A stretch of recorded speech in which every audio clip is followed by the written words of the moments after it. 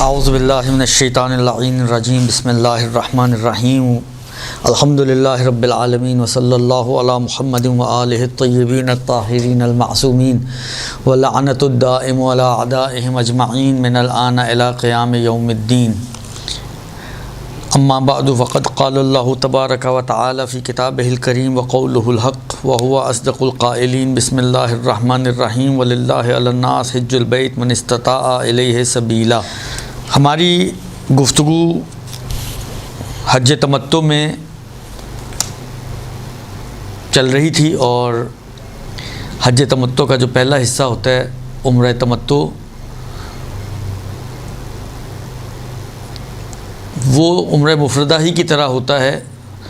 تو عمرے کے احکام اس سے پہلے بیان ہو چکے ہیں، اور صرف فرق عمرہ مفردہ اور عمرہ تمتع میں یہ ہوتا ہے کہ عمرہ تمتع میں طواف النساء نہیں ہوتا، جبکہ عمرہ مفردہ میں طواف النساء بھی کرنا پڑتا ہے، اور طواف النساء کے بعد پھر اس کی ایک ظاہری بات ہے نماز بھی پڑھنی پڑتی ہے۔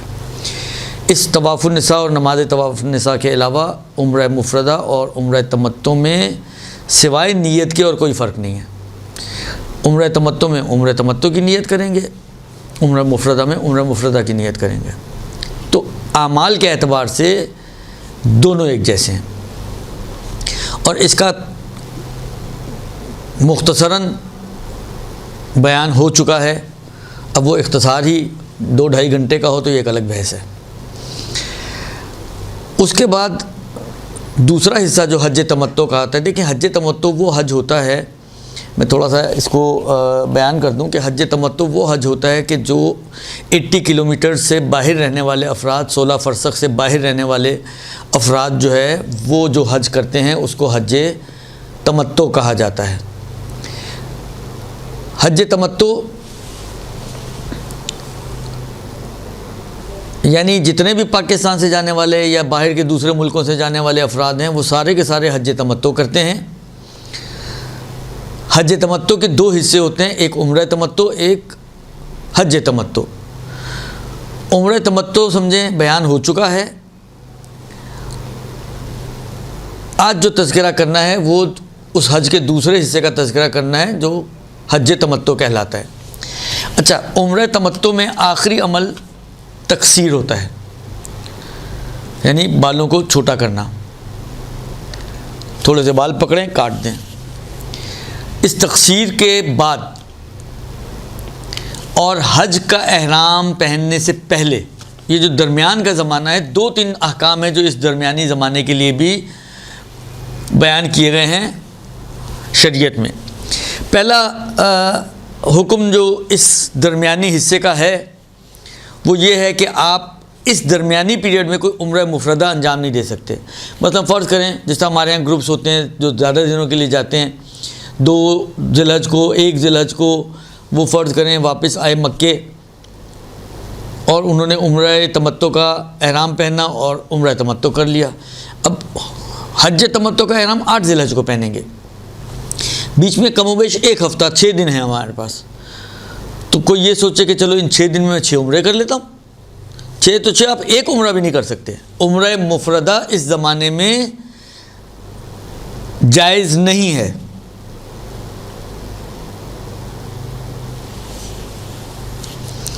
یہ ایک مسئلہ ہے۔ دوسرا مسئلہ جو یہاں پہ آتا ہے وہ یہ آتا ہے کہ اس درمیانی ٹائم پیریڈ میں آپ مکے سے باہر نہیں جا سکتے۔ یعنی آپ سوچیں یار 5-6 دن ہے، چلیں میرا کوئی رشتہ دار جدے میں رہتا ہے، میں 2 دن جدے میں رہ کے آ جاؤں۔ آپ سوچیں یار چلیں میں جا کے شاپنگ کر کے آ جاؤں۔ بالآخر کسی بھی ضرورت، اچھا ضرورت کا مطلب بعد میں آتا ہے، بلا ضرورت بہرحال مکے سے باہر نکلنا جائز نہیں ہے۔ اچھا، اب یہ کہ کوئی ضرورت پیش آ گئی، اچھا ضرورت میں بھی بعض اوقات کیا ہوتا ہے، بعض اوقات ہوتا یہ ہے کہ جو ضرورت پیش آئی ہے آپ کو وہ کوئی بہت ارجنٹ والی یا بہت اہم والی نہیں ہے، ہلکی پھلکی ضرورت ہے. مثلا فرض کریں، اللہ ایک مثال بنا رہا ہوں سمجھانے کے لیے، ہوتا نہیں ہے لیکن سمجھانے کے لیے بالآخر. فرض کریں جس برانڈ کا دودھ آپ کا بچہ پیتا ہے یا جس برانڈ کا پیمپر آپ کا بچہ پہنتا ہے وہ مکے میں نہیں مل رہا، وہ جدے سے ملے گا. اب آپ پیمپر لینے جا رہے ہیں، اب آپ دودھ کا ڈبہ لینے جا رہے ہیں. اب یہ چیزیں ایسی ہیں کہ بالآخر پیمپر کا برانڈ چینج بھی کیا جا سکتا ہے اور دودھ کا بھی برانڈ وغیرہ چینج کیا جا سکتا ہے اور دوسرے بھی مل جاتے ہیں، لیکن بالآخر ضرورت ہے لیکن کوئی اتنی اہم نہیں ہے. اس کے باوجود آغا سیستانی کا مسئلہ تھوڑا ڈیفرنٹ ہے اس ضرورت میں. تو بلا ضرورت تو نکلنا جائز نہیں ہے، لیکن اگر کوئی ضرورت پیش آ جائے تو اس میں تھوڑا سا اختلافات ہیں فقہا کی رائے میں. میں صرف اس وقت آپ کی خدمت میں آغا سیستانی کا نظریہ پیش کر رہا ہوں. آغا سیستانی یہ فرماتے ہیں کہ اگر کسی کو کوئی ضرورت پیش آ جائے، چاہے وہ بہت ضروری نہ بھی ہو، جس کا میں نے مثال دی ہے، مثلا 2 ذی الحجہ 3 ذی الحجہ 8 ذی الحجہ کو احرام پہننا ہے، جدے تک جانا ہے، 80 کلومیٹر کا فاصلہ ہے. یعنی کوئی ایسا ڈر نہیں ہے کہ آپ اگر جائیں گے تو آپ کے اعمال تک پہنچ نہیں پائیں گے اور آپ کے اعمال حج جو ہیں وہ ضائع ہو جائیں گے، فوت ہو جائیں گے، نہیں کر پائیں گے، ایسا کوئی خوف نہیں ہے. تو آغا سیستانی یہ فرماتے ہیں کہ اس صورت میں اگر یہ جانتا ہے اس بات کو کہ جا کر واپس آ جائے گا اور واپس آنے کے بعد احرام حج پہن کر اعمال حج کو انجام دے سکتا ہے، تو یہ پھر باہر نکل سکتا ہے مکے سے ضرورت کے تحت، کسی کام کے تحت. یہ آغا سیستانی نے کہا ہے. البتہ بعض دوسرے فقہا کہتے ہیں کہ اگر ضرورت پیش آ گئی ہے، وہ ضرورت کو اہم والی ضرورت بولتے ہیں. کوئی پیش آ جائے تو بھی احرام پہن کے نکلے پھر. لیکن آغا سیستانی کہتے ہیں کہ نہیں، اگر اس کو ڈر نہیں ہے اعمال کے فوت ہو جانے کا یا اعمال کے انجام نہ پائے جانے کا، ایسا کوئی خوف نہیں ہے، تو یہ جا سکتا ہے، بغیر احرام کے بھی جا سکتا ہے اور واپس آ کے پھر اپنے احرام پہن کے مثلا 8 ذی الحجہ کو اپنے اعمال حج کو انجام دے سکتا ہے. لیکن اگر اس کو پتہ نہ ہو کہ واپس آ پائے گا یا نہیں آ پائے گا، نہ جانتا ہو، یہ اس صورت میں یہ نکل سکتا ہے کہ جب اس کو معلوم ہے کہ یہ واپس آ جائے گا، وقت سے پہلے ہی واپس آ جائے گا اور اس کے اعمال وغیرہ ضائع نہیں ہوں گے اور یہ کر پائے گا ان کو. لیکن اگر یہ اس کو پتہ نہ ہو تو پھر فرماتے ہیں آغا سیستانی کہ پھر یہ احرام پہن کے نکلے، پھر بغیر احرام کے نہ نکلے. اچھا، اب آپ احرام پہن کے نکل گئے تو اب فرض کریں اگر کام ہو گیا یا ایسا وقت پیش آ گیا کہ اب آپ کو عرفہ پہنچنا چاہیے تھا، تو آپ ڈائریکٹ بھی وہاں سے عرفہ جا سکتے ہیں. مکے سے پہنچ کر عرفہ جانا ضروری نہیں ہے. یہ ہو گیا دوسرا مسئلہ. پہلا مسئلہ عمرہ مفردہ نہیں کر سکتے. ہاں، البتہ یہ ذہن میں رکھیں عمرہ مفردہ نہیں کر سکتے، لیکن اس ٹائم پیریڈ میں جو عمرہ تمتع ختم ہونے کے بعد اور حج تمتع شروع ہونے کے بعد کا ٹائم پیریڈ ہے، سے پہلے کا ٹائم پیریڈ ہے، اس درمیانی ٹائم پیریڈ میں طواف کر سکتے ہیں، مستحب طواف. بلکہ وہ تو مستحب ہے کہ انسان جو ہے 352 طواف کرے، اور 352 نہیں کر سکتا تو 52 طواف کرے، اور وہ بھی نہیں کر سکتا تو جتنے کر سکتا ہے اتنے طواف کرے. یہ بہرحال مستحبات میں شامل ہے اور ان کو انجام دیا جا سکتا ہے. اس کے بعد فرماتے ہیں کہ یہ 2 چیزیں ہو گئیں.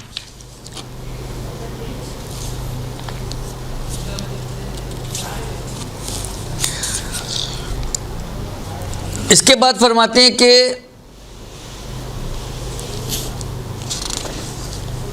تیسری چیز جو اس درمیانے ٹائم پیریڈ میں اس کے لیے صحیح نہیں ہے اور جائز نہیں ہے، وہ ہے سر منڈوانا مرد کے لیے. یعنی مرد حضرات عمرہ تمتع کے بعد اور حج تمتع سے پہلے سر نہیں منڈوا سکتے.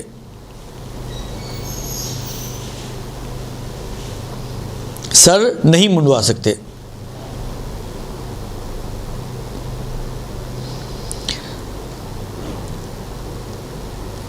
یہ تیسرا مسئلہ ہے.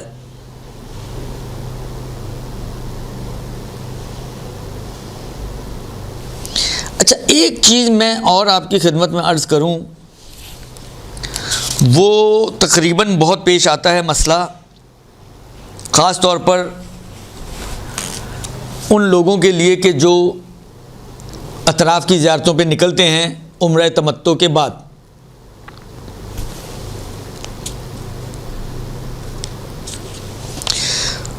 اس میں ایک مسئلہ جو آتا ہے اہم،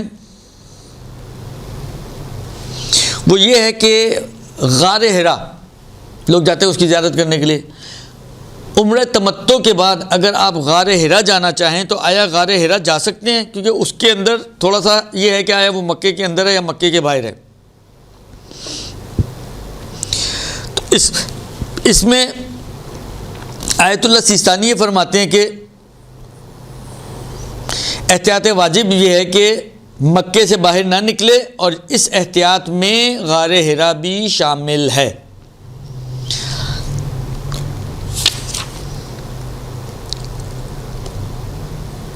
اب یہ اس مسئلے میں آغا سیستانی کی گویا احتیاط ہو گئی، لیکن مثلا آغا خوئی تھے، وہ کہتے تھے کہ غار حرا جایا جا سکتا ہے۔ آغا خمینی کہتے تھے کہ اہل تحقیق سے معلومات کریں، وہ طے کریں گے کہ یہ آیا مکے کے اندر ہے یا نہیں۔ اگر طے ہو جائے کہ یہ مکے کے اندر ہے تو پھر آپ جا سکتے ہیں۔ یا آغا خامنائی ہیں مثلا، وہ بھی اس میں کوئی اشکال نہیں کرتے ہیں، وہ کہتے ہیں کہ جا سکتا ہے، غار حرا تک جا سکتا ہے، اس میں کوئی حرج نہیں ہے۔ لیکن آغا سیستانی کی تھوڑی احتیاط ہے۔ بس یہ دو تین چیزیں ہیں کہ جو اس درمیانی ٹائم پیریڈ میں جن کا خیال رکھنا ضروری ہے۔ اچھا، عمرہ تمتع بھی ہو گیا، اور یہ ٹائم پیریڈ بھی ہم نے نکال لیا کہ جس کے اندر ہمیں ان دو تین چیزوں سے احتیاط کرنی تھی۔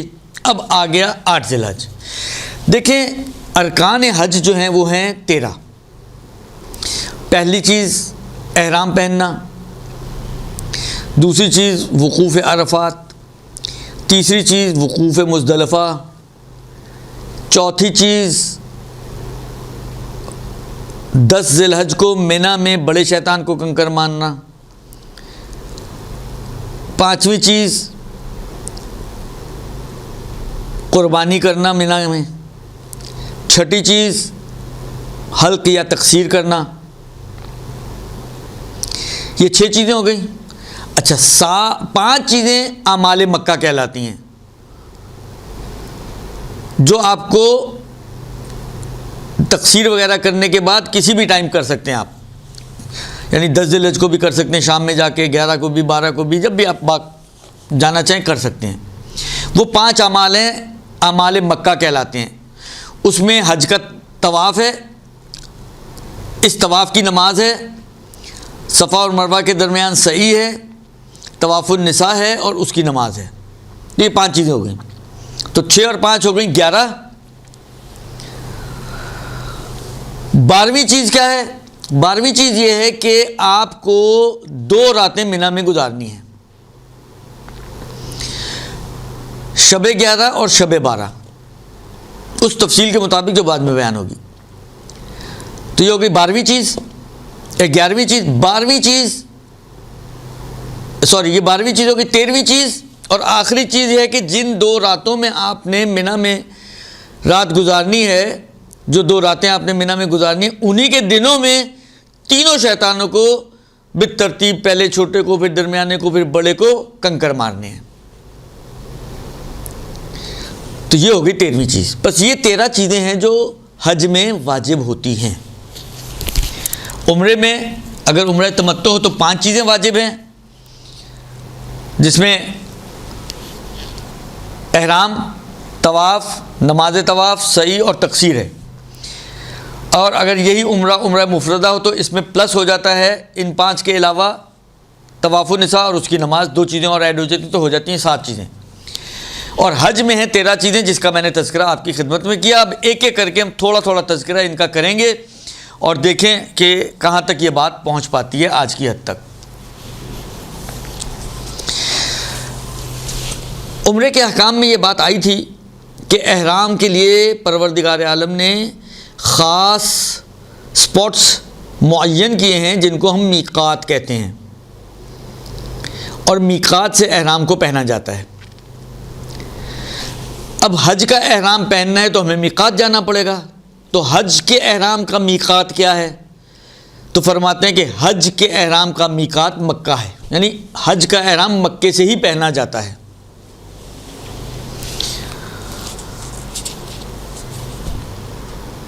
پس حج کا احرام مکے ہی سے پہنا جاتا ہے، یہ ایک چیز ہو گئی۔ اس کے بعد فرماتے ہیں کہ مستحب یہ ہے کہ روز ترویہ 8 ذی الحج کو کہتے ہیں کہ 8 ذی الحج کو حج کا احرام پہنا جائے۔ البتہ واجب تو یہ ہے کہ اتنا پہلے پہنے کہ آپ عرفہ تک پہنچ سکیں۔ مثلا اب یہ ایک صرف سمجھانے کے لیے مثال دے رہا ہوں، حقیقت ایسی ہوتی نہیں ہے۔ مثلا مکے سے عرفہ شاید 18-20 کلومیٹر کا راستہ ہے۔ نارملی اگر آپ 18 کلومیٹر جائیں تو مثلا فرض کریں آدھے پونے گھنٹے میں پہنچ جاتے ہیں، سے پونا گھنٹہ۔ تو اگر ہم 1 گھنٹہ پہلے احرام پہنے 9 ذی الحج کی ظہر سے 1 گھنٹہ پہلے، اور گاڑی میں بیٹھیں اور پونے گھنٹے میں ہم عرفہ پہنچیں ظہر سے پہلے، تو کافی ہے۔ لیکن مسئلہ یہ ہوتا ہے کہ وہاں پر آپ اکیلے، اور آپ کی اکیلے کی گاڑی نہیں ہوتی۔ حج کے ایام میں ٹریفک اتنا شدید ہوتا ہے، سسٹم انہوں نے ایسے جال بچھایا ہوا ہوتا ہے کہ بعض اوقات بعض بسیں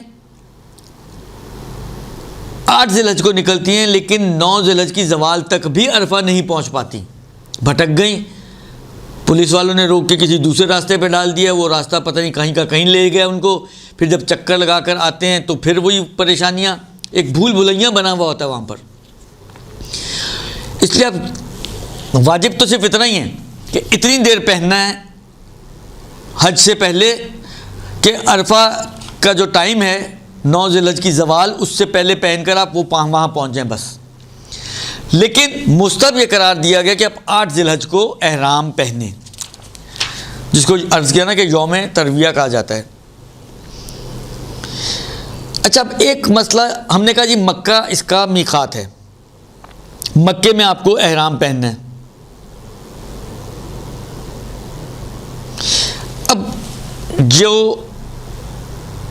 جس طرح مثلا کراچی ہے، ایک زمانہ تک کراچی بہت محدود تھا، یہ ملیر، لانڈی، کورنگی، یہ سارے جو اطراف کے علاقے کوئی بھی نہیں تھا، کچھ بھی نہیں تھا۔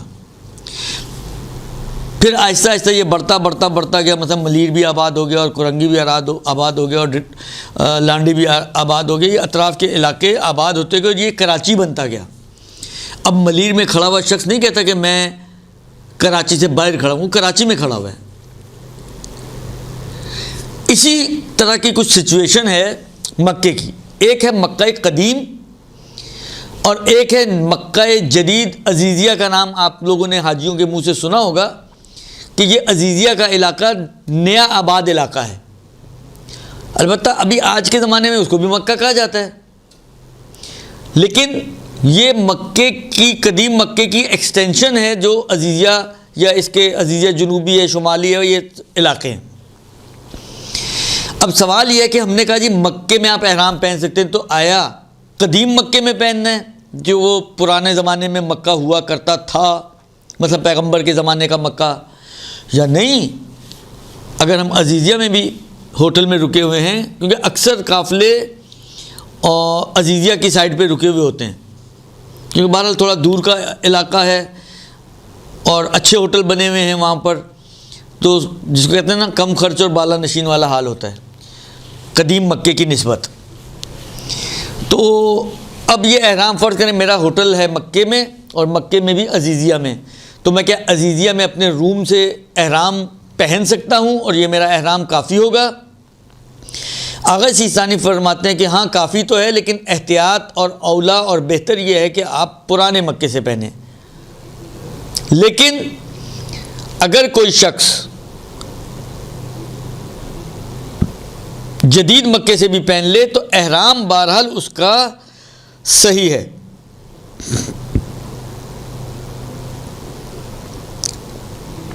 یہ آغا سیستانی کا نئے مکے کے حوالے سے مکہ ہونا چاہیے۔ ہاں ممکن ہے کچھ علاقے ایسے ہوں کہ جو حدود حرم سے باہر ہوں، تو وہ حدود حرم سے باہر والے علاقے نہ ہوں، مکے کے علاقے ہونے چاہیے جو حدود حرم کے اندر ہیں۔ یہ آغا سیستانی کا نظریہ، البتہ آغا خوئی وغیرہ کی احتیاط واجب تھی، لہٰذا ابھی ہمیں اس کی ضرورت بھی نہیں ہے، اس لیے ہم آغا سیستانی کے کیونکہ نظریات موسٹلی پیش کر رہے ہیں، تو ان کے حساب سے نئے مکے سے بھی آپ احرام پہن سکتے ہیں۔ لیکن فرماتے ہیں کہ کیا کہتے ہیں، بہتر اور مستحب یہ ہے کہ انسان حرم میں جو مقام کیا کہتے ہیں ابراہیم ہے اس کے پاس احرام پہنے، یا وہاں اگر نہیں پہن سکتا تو مثلاً کیا کہتے ہیں جو وہ سیمی سرکل وال ہے ہجر اسماعیل، وہاں پر احرام پہنے۔ خلاصہ یہ کہ حرم میں مقام ابراہیم یا ہجر اسماعیل کے پاس احرام پہننے کا ثواب ہے، اور کافی ہونے کے اعتبار سے آغا سیستانی کے نظریے میں پورا مکہ کافی ہے، کہیں سے بھی احرام پہن لیں آپ کا احرام ہو جائے گا، اور کوئی مشکل اس میں وجود میں نہیں آئے گی۔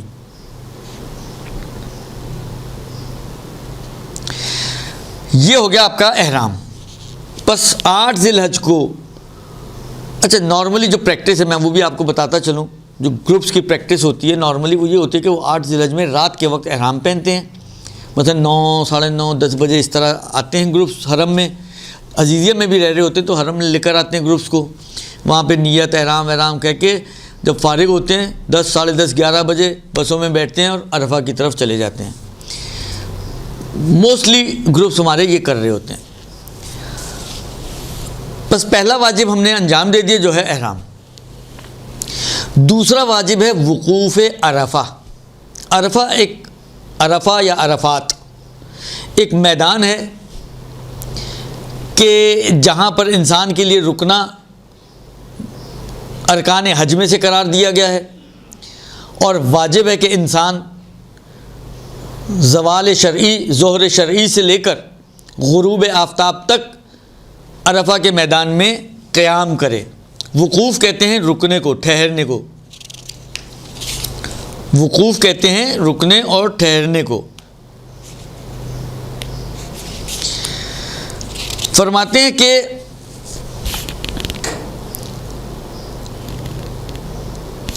اول زوال میں آپ کو نیت کرنی ہے کہ میں اپنے مثلاً حج اسلام کے حج تمتع کا وقوف عرفات انجام دیتا ہوں قربتاً الی اللہ، اس طرح کر کے۔ اچھا دیکھیں ٹائم تو ہم نے بتایا کہ ظہر سے لے کر غروب آفتاب تک مثلا 6 گھنٹے بنتے ہیں، 7 گھنٹے بنتے ہیں۔ اس 6-7 گھنٹے میں سے پورے کے پورے 6-7 گھنٹے رکنا وہاں پر واجب ہے؟ کہتے ہیں ہاں جی پورے کے پورے 6-7 گھنٹے رکنا واجب ہے۔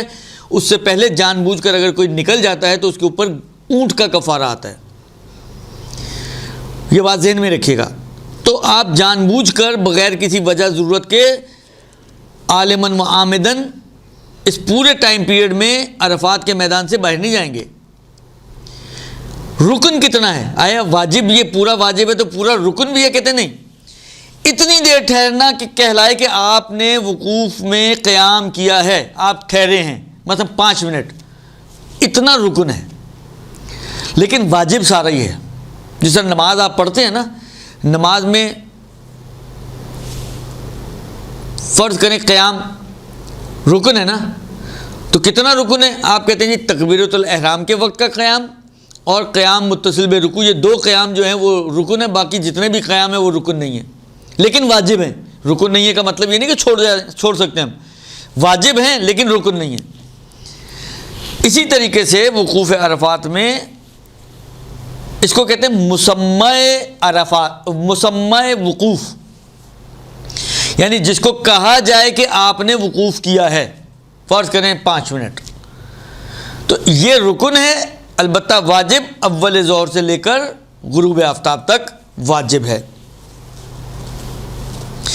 اب عرفات جتنا بھی پھیلا ہوا ہے، کسی بھی جگہ پہ عرفات میں آپ رک سکتے ہیں، اس میں کسی قسم کا کوئی مسئلہ نہیں ہے، اور یہ وقوف ہے 9 ذی الحج کا۔ 9 ذی الحج کی زوال آفتاب سے لے کر 9 ذی الحج کے غروب آفتاب تک یہ وقوف عرفات کہلاتا ہے جو واجب ہے۔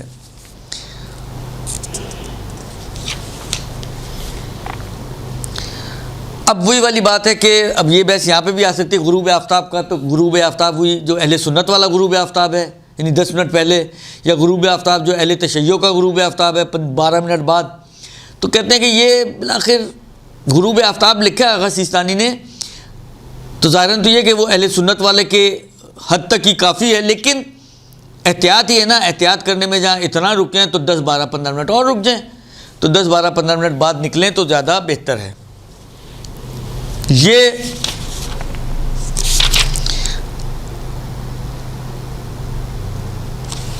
ہو گیا جناب علی یہ مسئلہ۔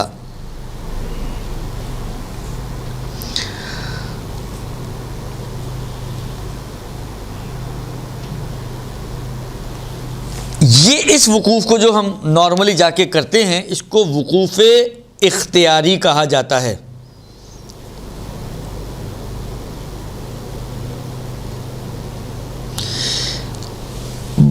اب میں ایک چھوٹا سا اشارہ کر رہا ہوں، تفصیل میں نہیں جاؤں گا۔ بعض کنڈیشن ایسی ہوتی ہیں کہ کسی مجبوری کے تحت، کسی وجہ سے، جیسے میں نے کہا نا راستہ بھٹک گئے، دیر ہو گئی، نہیں پہنچ سکے وقوف عرفہ کے لیے، جبکہ یہ وقوف عرفہ اور وقوف مزدلفہ یہ دونوں ریڑھ کی ہڈی ہیں حج کی، اور بہت اہم رکن ہے کہ ان کے چھٹنے سے حج باطل ہو سکتا ہے، کہ اگر اختیاری اور اضطراری دونوں ہی چھٹ جائیں تو حج باطل ہو سکتا ہے۔ لہذا شریعت نے ایک آلٹرنیٹ رکھا ہے ان کے لیے، کہ اگر کوئی شخص اس اپنے ٹائم فریم میں کہ جو اول کیا کہتے ہیں اول ظہر سے لے کر 9 ذی الحج کی غروب آفتاب تک ہے، اس میں اگر کوئی وقوف نہ کر سکے جو وقوف اختیاری کہلاتا ہے، تو اس کے لیے وقوف اضطراری ہے۔ اب اس کی بہت کنڈیشن وغیرہ میں بہت صرف اشارہ کر رہا ہوں، اور وقوف اضطراری کا ٹائم جو ہے وہ شب عید سے لے کر، یعنی مغرب کے بعد سے لے کر طلوع فجر تک ہے۔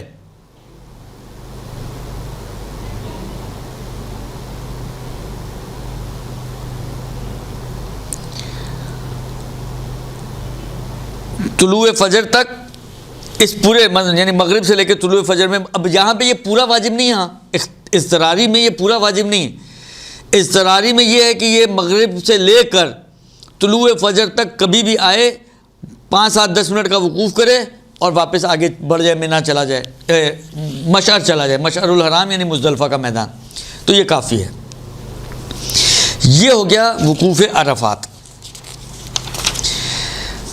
اچھا، اب اس کے مستحبات ہیں، دعائیں ہیں۔ البتہ یہ مکروہ ہے کہ پہاڑی کے اوپر جو وہاں پر جبل رحمت ہے عرفات میں، اس پہاڑی کے اوپر چڑھ کے وقوف کرنا یہ مکروہ ہے۔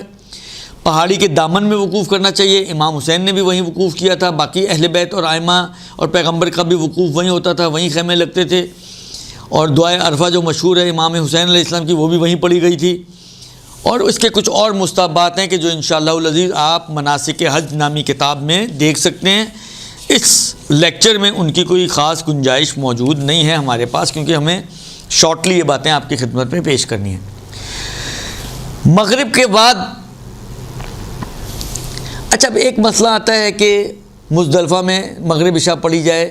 ابھی میں مستحبات کی طرف اتنا زیادہ میری وہ نہیں ہے فوکس، عرض کیا نا کہ کیونکہ اس میں پھر بات شروع کرتا ہے انسان تو بات سے بات نکلتی ہے، نہ پہنچ سکے پھر کیا ہوگا، کیا نہیں ہوگا، کیسے نہیں ہوگا۔ اس لیے جو ایک ایزی وے ہے وہ یہ ہے کہ آپ جب غروب ہو جائے عرفات میں، تو کوئی حرام تو نہیں ہے کہ وہاں پہ آپ نماز پڑھیں، لہذا آپ بہتر یہی کہ آپ عرفات میں نماز پڑھ کے نکلیں وہاں سے۔ مغرب کی نماز پڑھنے کے لیے اگر رکیں گے تو آبویسلی پھر آپ کا وقوف غروب شرعی تک ہو جائے گا، یعنی 12 منٹ بعد تک. 12 منٹ بعد جب آپ کی اپنی مغرب ہو جائے، آپ جائیں وضو کریں، یا اگر وضو سے ہیں تو مغرب عشاء پڑھنے کے بعد اب یہاں سے آپ کوچ کریں. اور اگلا ہمارا جو ڈیسٹینیشن ہے وہ ہے مشعر الحرام یا مزدلفہ کا میدان. اس میں بھی وقوف کرنا ہے. وقوف مشعر الحرام یا وقوف مزدلفہ، دونوں طرح سے دونوں نام اس کے لکھے گئے ہیں. یہ حج کا تیسرا عمل ہے اور وقوف عرفات کے بعد یہ ہونا چاہیے. اچھا، اس کی جو واجب مقدار ہے وہ طلوعین کے درمیان ہے. طلوع فجر سے لے کر طلوع آفتاب تک، یعنی نماز فجر کا پورا ٹائم. طلوع فجر سے نماز فجر کا ٹائم شروع ہوتا ہے اور طلوع آفتاب پہ نماز فجر کی قضا ہو جاتی ہے. تو یہ نماز فجر کے پورے ٹائم میں یہاں پر رکنا واجب ہے. یہاں پہ بھی مسئلہ وہی ہے، ٹائم پورا مثلا سوا گھنٹہ 1 گھنٹہ 20-25 منٹ رکنا واجب ہے، لیکن رکن اس میں سے وہی مسمى جس کو کہا جائے کہ آپ نے وقوف کر لیا، مثلا 2-4 منٹ 5 منٹ. یہ وقوف مزدلفہ کہلاتا ہے. یہ اس کی واجب مقدار ہے. ٹائم پیریڈ اس کا طلوع فجر سے لے کر طلوع آفتاب ہے.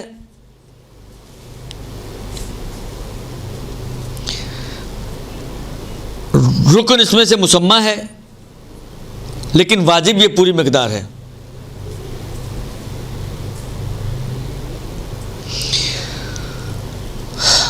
یہاں ایک اور مسئلہ آتا ہے اور وہ یہ کہ آیا مزدلفہ کے میدان میں رات گزارنا بھی واجب ہے؟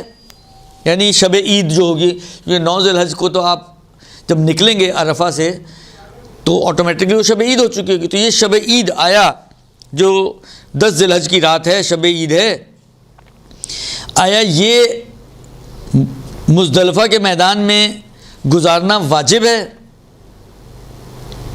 اس میں بھی فقہا کے درمیان اختلاف ہے. آغا سیستانی وہ یہ فرماتے ہیں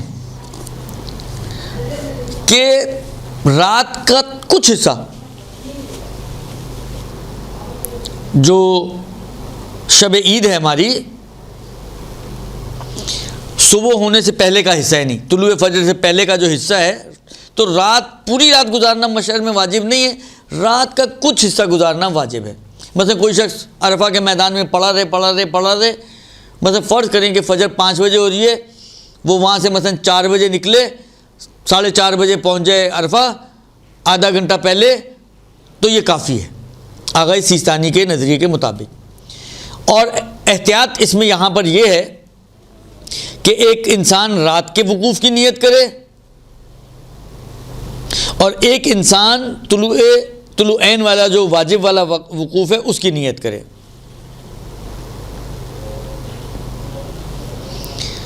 یہ 2 نیتیں کرے اور اپنے وقوف کو انجام دے.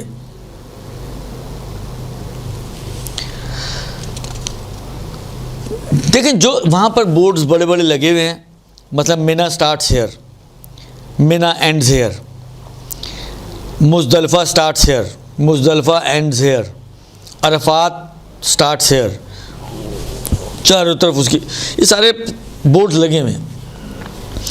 جو حدود مزدلفہ بیان ہوئی ہیں، طلوع آفتاب سے پہلے حدود مزدلفہ کو نہیں کراس کر سکتا، باہر نہیں نکل سکتا.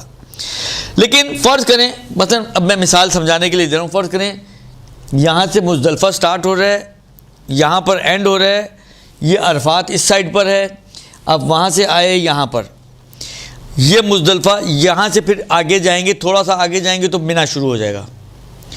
اب یہ دیکھیں یہاں پہ یہ بڑا پورشن ہے، ٹھیک ہے نا. آپ فرض کریں عرفات سے آئے، آپ کا خیمہ وہیں کہیں تھا یا آپ کو جو جگہ تھی آپ کو ملی وہاں وہیں ملی، آپ نے وہیں پر انٹر ہوتے ہی بس وہاں پر آپ نے اپنا پڑاؤ ڈال دیا. فجر کے بعد اب آپ نکلیں گے، اٹھیں گے وہاں سے، اور فجر کے بعد آپ وہاں سے چلیں گے. تو ابھی آپ مزدلفہ میں ہی چل رہے ہیں نا، تو اس چلنے میں مشکل نہیں ہے. نماز شماز پڑھی آپ نے، تھوڑی سی سفیدی ہوئی تو آپ نے چلنا شروع کر دیا، تاکہ طلوع ہونے سے پہلے پہلے آپ باؤنڈری تک پہنچ جائیں. تو اس میں کوئی حرج نہیں ہے. باؤنڈری میں پہ اگر آپ پہنچ گئے تو ابھی طلوع نہیں، آپ ویٹ کریں گے وہاں پر، اور جیسے ہی طلوع آفتاب ہوگا پھر آپ باؤنڈری کو کراس کریں گے. یہ وقوف مشعر الحرام. اس میں بھی اختیاری اور اضطراری ہیں، اس کو بھی ذہن میں رکھیں کہ اگر کوئی مشعر الحرام میں نہیں پہنچ سکا اپنے طلوع عین والے زمانے میں، اگر طلوع آفتاب سے لے کر ظہر تک کچھ ٹائم ہوئی مسمى وقوف، وہ وہاں پر اگر اس کو حاصل ہو جائے تو یہ وقوف اضطراری مزدلفہ ہے. اب اس کی بھی کنڈیشن بہت زیادہ ہیں، وہ آپ مناسک میں خود دیکھ لیجئے گا. یہ دو باتیں ہو گئیں. ایک بات آپ کی خدمت میں عرض کروں،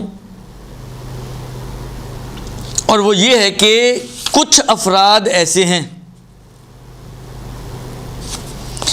کہ جن کو صاحب عذر معذور مانا ہے، یعنی ان کو اجازت دی ہے شریعت نے کہ وہ مزدلفہ میں یہ پورا وقوف نہ کریں، بلکہ تھوڑا سا وقوف کر کے، جس کو مسمى وقوف ہم کہتے ہیں، جو رکن والا ہے، اس کو انجام دے کے وہ منی چلے جائیں. کچھ گروہ ہیں جن کو شریعت نے یہ اجازت دی ہے کہ وہ وقوف مزدلفہ، جو یہ چھوٹا سا وقوف ہے، اس کو انجام دیں اور وہاں سے آگے بڑھ جائیں. وہ کون لوگ ہیں؟ پہلا گروہ عورتوں کا گروہ ہے. یعنی عورتوں کو شریعت اس بات کی اجازت دیتی ہے کہ عورتیں جب عرفات سے نکلیں، مزدلفہ پہنچیں، 5 منٹ کا وقوف کریں نیت کر کے کہ میں اپنے حج اسلام کے حج تمتع کا وقوف مزدلفہ انجام دیتی ہوں قربتاً الی اللہ. 5 منٹ ویٹ کریں اور وہاں سے آگے بڑھ جائیں. یہ پہلا گروہ ہے. دوسرا گروہ بچوں کا ہے. اچھا، عورتوں اور بچوں میں یہ شرط نہیں ہے کہ یہ بیمار ہوں، ناتوان ہوں، نہ ہوں، کچھ بھی نہیں. بس عورت کا عنوان کافی ہے اس والے وقوف کے ایلیجیبل ہونے کے لیے. بچے کا عنوان کافی ہے اس والے وقوف کے لیے ایلیجیبل ہونے کے لیے. بچے سے مراد نابالغ بچہ ہے. اس کے بعد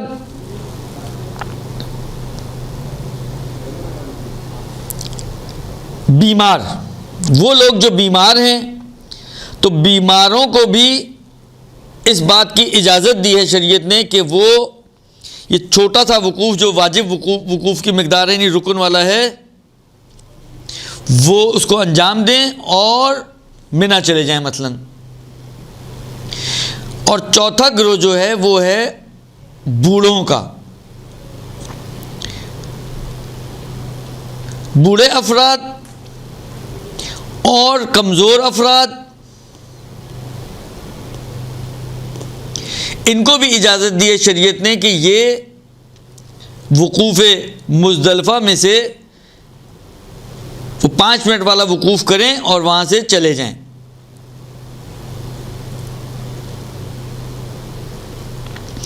اور آخری گروہ جس کو اجازت ہے وہ افراد ہیں کہ جو ان کے مثلا فرض کریں ایک بیمار ہے، تو ظاہری بات ہے فرض کریں وہ ایسا بیمار ہے کہ اس کے لیے مثلا چلنا پھرنا اٹھنا بیٹھنا مشکل ہے، تو ایک اس کو ہیلپر تو چاہیے.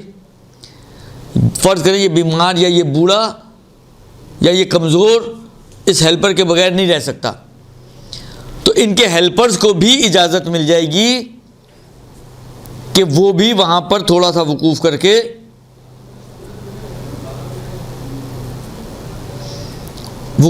نکل سکتے ہیں.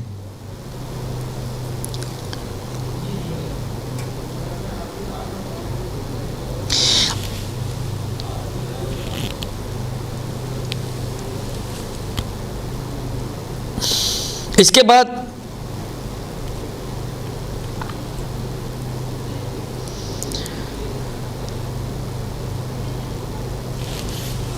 یہ تقریباً سمجھیں ہمارے وقوف مزدلفہ کے کچھ اہم مسئلے تھے موٹے موٹے. اور یہ جب اچھا یہ وقوف آپ کا ہو گیا. اب ایک بات اس وقوف کے اور اس سے پہلے والے وقوف کے حوالے سے عرض کر دوں. چاہے وقوف، میں نے کہا نا وقوف کا مطلب ہے ٹھہرنا اور رکنا. وقوف عرفات واجب کیا ہے؟ وقوف یعنی رکنا، عرفات کے میدان میں رکنا. وقوف مزدلفہ یعنی مزدلفہ کے میدان میں رکنا. ان دونوں جگہ پر آپ کا ہونا، آپ کی پریزنس چاہیے خدا کو، پروردگار عالم کو. ان دونوں مقامات پر آپ کی پریزنس یعنی فزیکل پریزنس چاہیے کہ آپ فزیکلی وہاں پر ہوں. ان جگہوں پر پڑھنا کچھ بھی واجب نہیں ہے. وہ جب آپ نے احرام پہنا تھا اور شروع میں تلبیہ کہا تھا، اس کے بعد سے لے کر طواف کی نماز تک کوئی چیز پڑھنے والی واجب نہیں ہے. وقوف عرفات میں کچھ پڑھنا واجب نہیں ہے، کوئی دعا پڑھنی واجب نہیں ہے. بس آپ کی نماز، کیونکہ زوال کا وقت ہے، نماز کا ٹائم ہوگا تو نماز پڑھنا واجب ہے. مغرب میں بھی، مغرب کا میں نے عرض کیا کہ نماز پڑھنا واجب ہوگا، وہاں واجب نہیں ہے، لیکن بالآخر اگر رکے ہوئے ہیں تو نماز تو پڑھنی ہے، تو نماز واجب ہے آپ کے اوپر پڑھنی. تھوڑی دیر کے لیے اگر ہم ان نمازوں کو سائڈ میں کر دیں تو وقوف مزدلفہ ہو یا وقوف عرفات ہو، ان دونوں وقوفوں میں آپ کا ہونا صرف ضروری ہے. اس کے علاوہ کوئی چیز آپ کے اوپر پڑھنا پڑھانا واجب نہیں ہے. البتہ عرفہ کا میدان انتہائی اہم میدان ہے. ابھی اس کی فضیلت مجھے بیان نہیں کرنی ہے. روایتوں کے مطابق اگر آپ کے ذہنوں میں ہو، رمضان میں ابھی آپ نے سنی ہوگی کہ اگر کوئی رمضان میں بخشا نہ جائے تو وہ عرفہ کے میدان میں اپنے آپ کو پہنچا دے تو اس کی بخشش کے امکانات ہیں. تو یہ میدان یوں سمجھے کہ میدان بخشش و توبہ ہے. اسی لیے دعائے عرفہ امام حسین بھی پڑھی جاتی ہے. جتنا ٹائم آپ دعاؤں میں، توبہ اور استغفار میں لگا سکتے ہیں لگائیں، ہائیلی ریکمینڈڈ، لیکن واجب بہرحال کچھ نہیں ہے. مزدلفہ کی رات شب عید ہے، شب عید ہے تو عید کی رات کے اعمال آپ کر سکتے ہیں وہاں پر بھی. مزدلفہ کے میدان کی کچھ دعائیں وہ پڑھ سکتے ہیں آپ وہاں پہ بھی، لیکن یہ سب مستحبات ہیں. پڑھیں گے تو ثواب ملے گا، فضیلت ہوگی. نہیں پڑھیں گے سو جائیں آپ، نیت وغیرہ کر کے 1 گھنٹہ آپ کا میں سو جاتا ہوں تو سو جائیں. وقوف آپ کا خراب نہیں ہوگا. وقوف میں کوئی چیز واجب نہیں ہے. یہ وقوف جو دو آپ کی خدمت میں بیان کیے، اس کے بعد جب طلوع فجر ہوگی مزدلفہ کا وقوف شروع ہوگا، طلوع آفتاب پہ مزدلفہ کا وقوف ختم ہوگا. جیسے ہی طلوع آفتاب ہوئی اب آپ مزدلفہ کے میدان سے کوچ کر کے منا کے میدان میں جائیں گے. جو مجھے اس وقت ذہن میں آ رہا ہے، مزدلفہ سے منا شاید 6-7 کلومیٹر کا راستہ ہے، لیکن پیدل چلنے میں تقریباً 1.5-2 گھنٹے لگ جاتے ہیں، اس لیے کہ رش، بسیں، گاڑیاں، اتنا کچھ ہوتا ہے درمیان میں کہ یہ اتنا سا 6-7 کلومیٹر کا راستہ آپ کا جو طے ہوتا ہے وہ کم و بیش گھنٹے بھر میں، 2 گھنٹے میں، 1.5 گھنٹے میں، 1.25-2 گھنٹے میں اس طرح طے ہوتا ہے.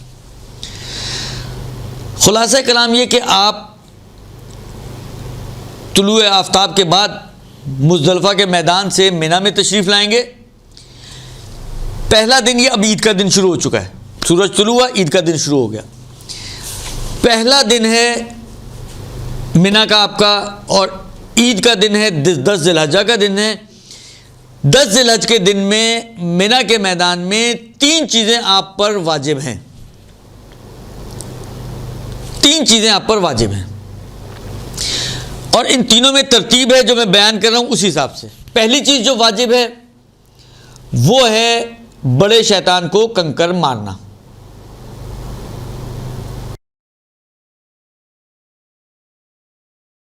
دوسری چیز جو واجب ہے وہ ہے قربانی کرنا. اور تیسری چیز جو واجب ہے وہ ہے حلق یعنی سر کے بال منڈوانا یا تقصیر بالوں کو چھوٹا کرنا، اس تفصیل کے مطابق کہ جو انشاءاللہ آپ کی خدمت میں بیان کی جائے گی۔ 3 چیزیں ہو گئی، اب ایک ایک کو تھوڑا مختصراً ہم دیکھیں کہ کیا کیا ہم کرتے ہیں اور کیسے کرتے ہیں۔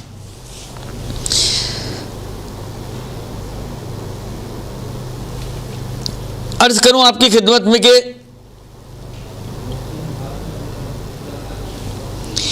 اچھا، ان میں جو میں نے ابھی باتیں کہہ رہا ہوں یہ تقریباً کچھ باتیں احتیاط کے مطابق ہیں، کچھ باتوں میں کچھ شرط و شروط کے ساتھ کچھ اجازتیں ہیں، تو میں سب کو ابھی ڈراپ کر رہا ہوں، اس لیے کہ اگر ہم بہت ہی باریکی سے آگے بڑھیں گے تو یہ تو بہت لمبا ٹائم چاہیے، اور میں یہ چاہ رہا ہوں اور ان لوگوں کا بھی، ہمارے دوستوں کا بھی منشاء نظر یہ ہے کہ مختصراً لوگوں تک حج پہنچ جائے، کیونکہ دیکھیں یہ جو باتیں میں کروں، اگر اس کو اسی طریقے سے آپ چلتے رہیں گے نا تو کہیں آپ کو کوئی مشکل بھی نہیں ہوگی، کوئی پریشانی بھی نہیں ہوگی، اور وہ جو آلٹرنیٹیوز ہیں ان کی طرف جانے کی بھی ضرورت نہیں پڑے گی، جس کو میں ابھی ڈراپ کر رہا ہوں اور بیان نہیں کر رہا ہوں۔ اس طرح چلتے رہیں تو سب مراجع کے نزدیک بالکل صحیح حج ہو جائے گا آپ کا، خوئی خمینی سیستانی یہ وہ، اس کی بھی ضرورت نہیں پڑے گی جو میں آپ کو ابھی تک آپ کی خدمت میں پیش کیا ہے۔ اگرچہ میں نے بعض جگہ پہ آغا سیستانی کا نام لیا ہے، لیکن جس انداز سے بیان ہو رہا ہے اسی انداز سے آپ چلتے رہیں تو انشاءاللہ کہیں کوئی مشکل نہیں ہوگی۔ اب سب سے پہلا واجب جو 10 ذی الحج کو منی کے میدان میں ہے وہ ہے رمی کرنا۔ رمی کہتے ہیں کنکر مارنے کو، پتھر مارنے کو۔ کنکر یا پتھر مارنے ہیں آپ کو پہلی دن صرف بڑے شیطان کو۔ سیکوینس یہ ہے کہ منی کے خیموں سے جب آپ شیطانوں کی طرف آتے ہیں تو اب تو بہت بڑا وہاں پہ ایک ہال ٹائپ کا بنا دیا ہوا انہوں نے، 3 بڑے بڑے فلورز ہیں۔ شیطان ایک زمانے میں اس طرح سے ایک پتلا سا پلر ہوا کرتا تھا جو اب چوڑا ہو کے پوری تقریباً جو مجھے اب یاد پڑتا ہے 25 میٹر کی دیوار بن گیا ہوا ہے۔ یہ خود اب اس کے اندر ٹیکنیکل باتیں آتی ہیں کہ کس کو مارنا ہے، کتنا مارنا ہے، کیسے مارنا ہے۔ تو عرض کروں آپ کی خدمت میں کہ پہلی چیز سیکوینس عرض کر رہا تھا کہ جب ہم انٹر ہوتے ہیں اس بڑی سی بلڈنگ میں تو سب سے پہلے جو شیطان آتا ہے وہ آتا ہے چھوٹا شیطان۔ اس کو کراس کر کے آپ اور آگے بڑھیں گے تو آئے گا درمیانہ شیطان۔ اس کو کراس کر کے اور آگے بڑھیں گے تو آئے گا بڑا شیطان۔ اس بڑے شیطان کو کراس کر کے آپ آگے جائیں گے تو وہ عزیزیہ کا علاقہ آ جائے گا، یعنی نیا مکہ۔ یعنی یہ شیطان نئے مکے کے ساتھ بالکل سمجھیں ملے ہوئے تھوڑے سے فاصلے کے ساتھ ہیں، اس کی پشت پر ہیں سمجھیں۔ اس لیے جو لوگ عزیزیہ میں رکے ہوتے ہیں ان دنوں میں ان کے لیے بڑا آسان ہوتا ہے، شیطانوں کو کنکر مارا اور سیدھے چل گئے ہوٹل میں، آرام سے جا کے سو گئے۔ تو تیسرا جو مکے کے قریب ہے اور مزدلفہ سے تیسرا پڑتا ہے وہ ہے، منی کے خیموں سے جب آپ آتے ہیں تو تیسرا جو پڑتا ہے وہ ہے بڑا شیطان۔ لکھے ہوئے ہیں، بورڈ بھی لکھے ہوئے ہیں، جمرہ عقبہ، وسطیٰ، اصغر یا صغرا، کچھ اس طرح لکھا ہوا ہے۔ تو وہ وہاں پہ انگلش میں اور عربی میں بورڈ لگے ہوئے ہیں۔ تو بڑے شیطان کو آپ کو کنکر مارنے ہیں پہلے دن۔ اس کنکر مارنے کو کہتے ہیں رمی جمرات، رمی جمرہ عقبہ۔ جمرہ عقبہ یعنی بڑا شیطان، بڑے شیطان کو کنکر مارنا۔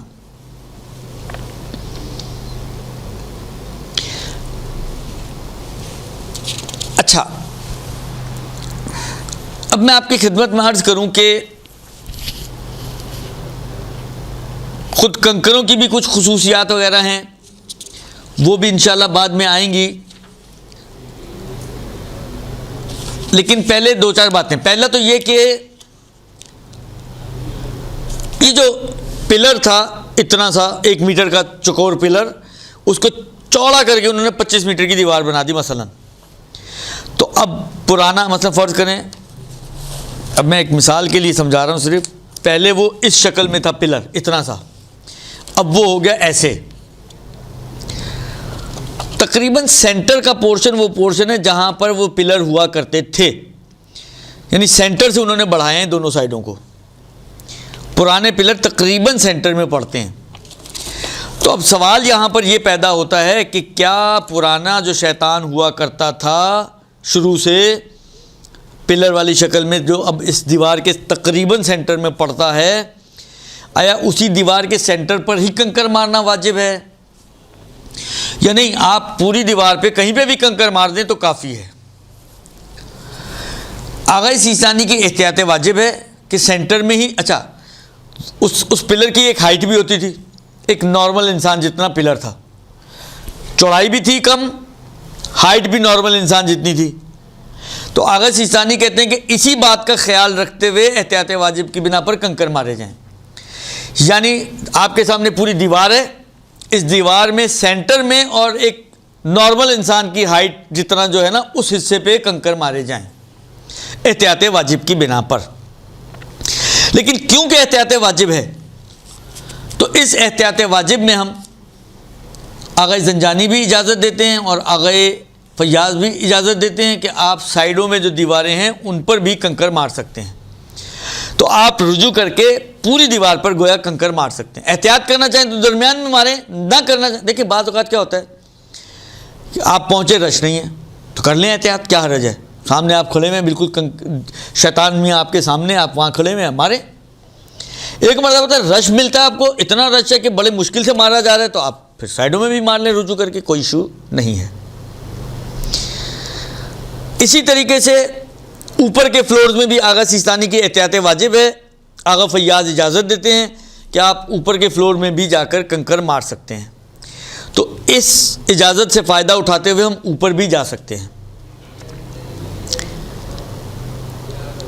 لیکن ہائیلی ریکمینڈڈ یہ کہ اوپر نہ جائیں، آپ نیچے ہی ماریں، اور نیچے میں بھی اگر درمیان میں مار سکے تو ویل اینڈ گڈ، ورنہ اطراف میں رجوع کر کے آپ کنکر مار سکتے ہیں۔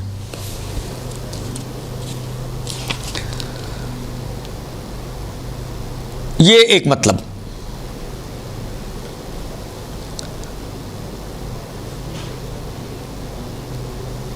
دوسرا مطلب یہ ہے کہ یہ پہلی جو کنکر ہیں اس کا وقت کیا ہے؟ کنکر مارنے کا وقت، کنکر مارنے کا وقت طلوع آفتاب سے لے کر غروب آفتاب تک 10 ذی الحج، کیونکہ ابھی ہم 10 ذی الحج کے اعمال کی بات کر رہے ہیں نا، تو 10 ذی الحج کے جو اعمال ہیں اس میں کنکر مارنے کا وقت طلوع آفتاب سے لے کر غروب آفتاب تک کسی بھی ٹائم میں آپ جا کے مار سکتے ہیں۔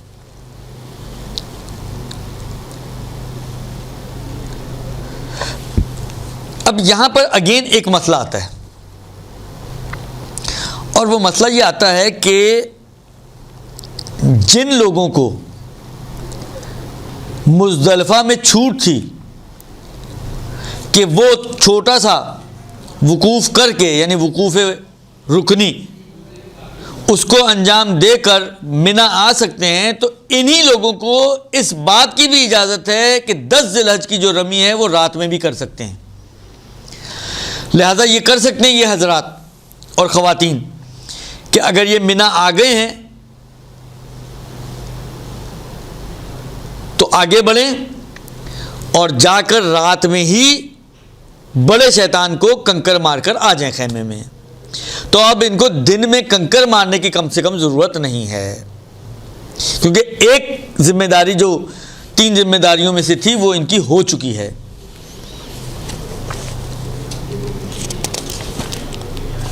یہ 2 چیزیں ہو گئیں۔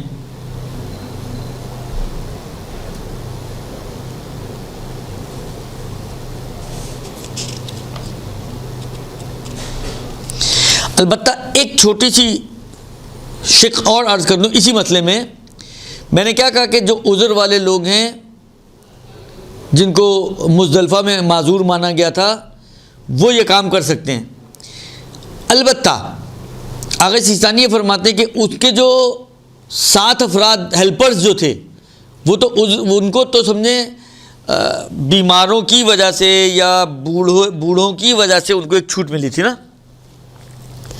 ویسے ان کے اپنے اگر دیکھیں تو کوئی عذر نہیں تھا، نہ وہ خود عورتیں ہیں نہ وہ خود بیمار ہیں. ہاں اگر وہ جو ساتھ جانے والے ہیں وہ عورتیں ہی ہیں تو عورت ہونے کے ناطے ان کو چھوٹ مل سکتے ہے. لیکن فرض کریں وہ عورت نہ ہو، لڑکے بچے ہوں، جوان بچے ہوں، تو وہ کیونکہ صاحب عذر نہیں ہے تو ان کو دن میں مارنا پڑے گا. لیکن جن کو عذر والا مانا گیا نا، عورتوں کو، بوڑھوں کو، بیماروں کو، ان کو رات میں مارنے کی اجازت ہوگی.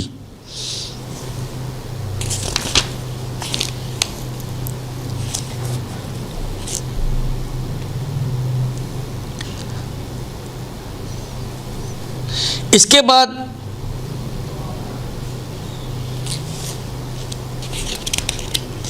جو بات ہے وہ ہے یہ جو کنکر مارنے ان کے حوالے سے. پہلی دیکھیں کچھ شرائط ہیں رمی جمرات کی اس کنکروں کے لیے. پہلی شرط یہ ہے کہ وہ کنکر ہو، اینٹ اٹھا کے نہ مار دیجیے گا شیطان کو. اچھا اب وہ کنکر کتنا بڑا ہو؟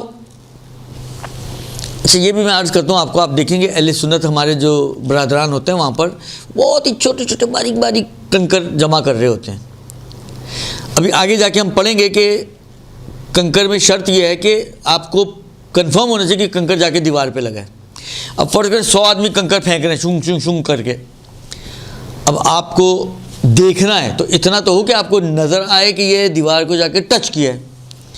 اس لیے اتنا یہ جو پہلا پور ہے یا جو انگوٹھے کا پور ہے نا، اتنا کم سے کم ضرور لے لیں آپ کنکر، تاکہ لگے تو آپ کو نظر آئے، پتہ چلے. وہ اتنے باریک باریک ابابیلوں والے جو کنکر تھے وہ اتنے کنکر لیں گے تو پتہ بھی نہیں چلے گا آپ کو. اور بعض افراد سے تو ان کو پھینک کے دیوار تک بھیجنا بھی مشکل ہوگا، ہلکے سے ہوتے ہیں. بس پہلی چیز البتہ اتنا بھی بڑا نہ ہو کہ مثلا فرض کریں اتنا بڑا آپ نے اٹھا لیا کہ ٹھک کر کے ماریں آپ. تو کنکر ہوں ایک. دوسری شرط یہ ہے کہ حرم کی حدود سے اٹھایا گیا ہو. حدود حرم میں مکہ بھی شامل ہے، مزدلفہ بھی شامل ہے، عرفہ شامل نہیں ہے.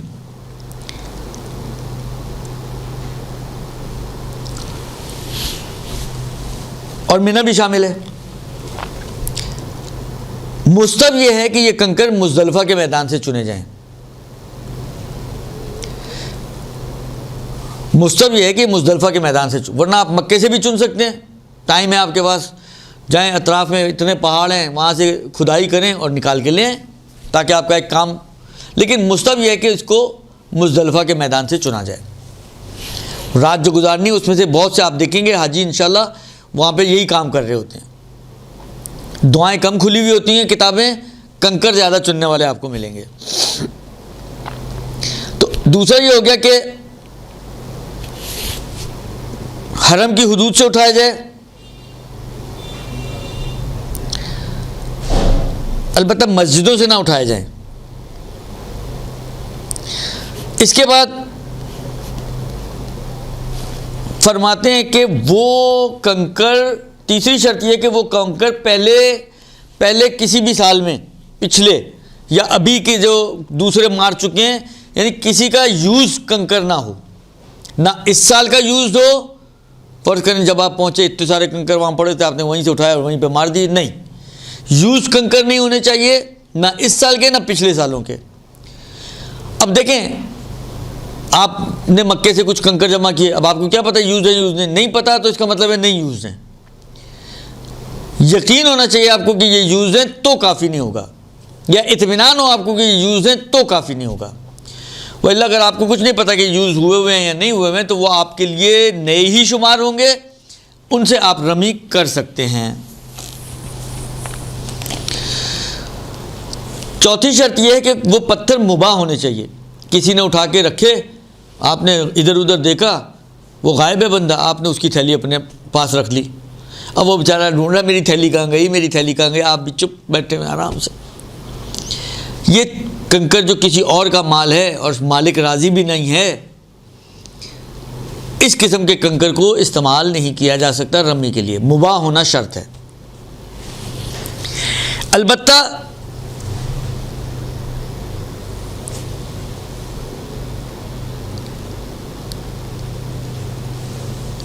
یہ شرط نہیں ہے کہ یہ پتھر پاک بھی ہوں۔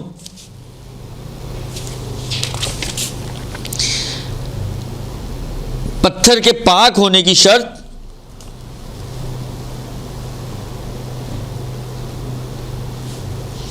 یہ شرط نہیں ہے۔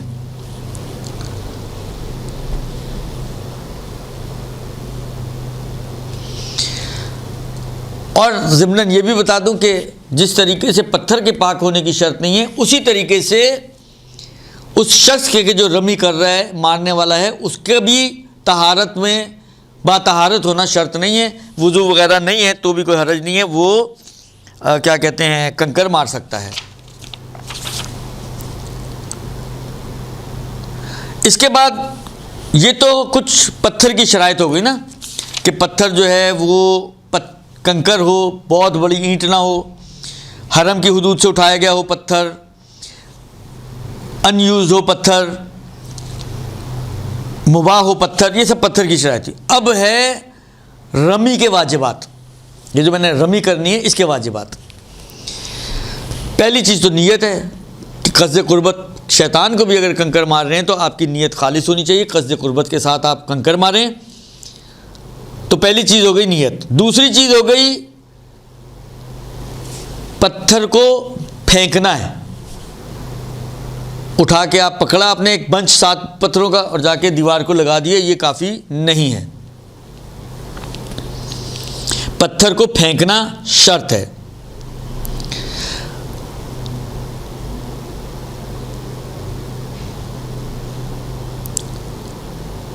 اور ہاتھ سے پھینکا جائے، لہذا گلیل وغیرہ کے ذریعے پھینکنے کو احتیاط کی بنا پر کافی نہیں مانا گیا۔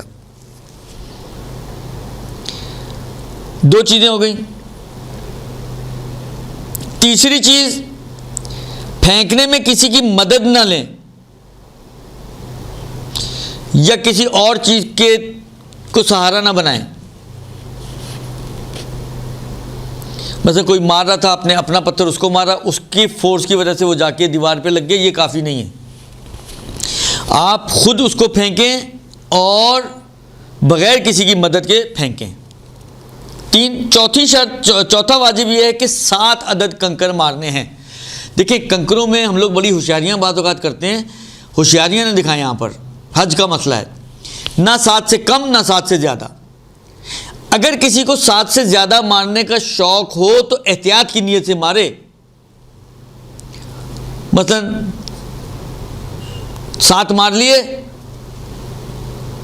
یہ سوچتے ہو کہ شاید ہو سکتا ہے کہ کہیں میرے کو کاؤنٹنگ میں اونچ نیچ ہو گئی ہو، یا سمجھنے میں کہ لگا ہے یا نہیں لگا اونچ نیچ ہو گئی، تو 1-2 میں احتیاطاً اور بھی مار دوں تو کوئی حرج نہیں ہے۔ لیکن رمی کی قصد سے 7 ہی مارنے ہیں۔ یہ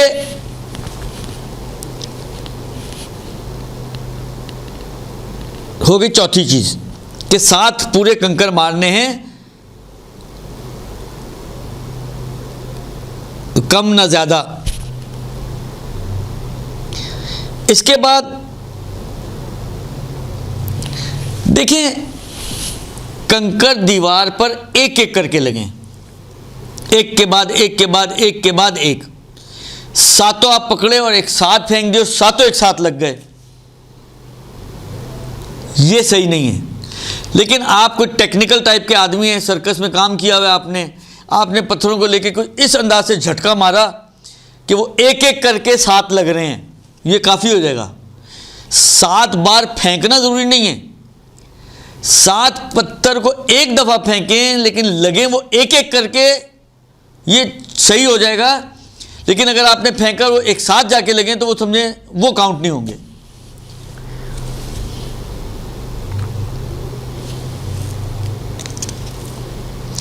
اگر 7 آپ نے پھینکیں اور 7 ایک ساتھ جا کے لگیں ایک ہی وقت میں تو ایک کاؤنٹ ہوگا، یہ 7 کاؤنٹ نہیں ہوں گے۔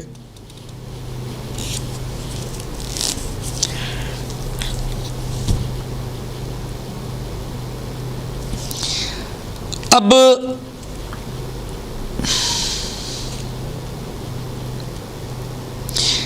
اگر کسی کو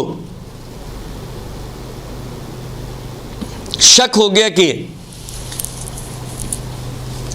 کتنے پتھر مارے ہیں، تو اتنے پتھر مارے پھینکے مزید کہ اس کو یہ یقین ہو جائے کہ 7 تو میں نے مار دیے ہیں۔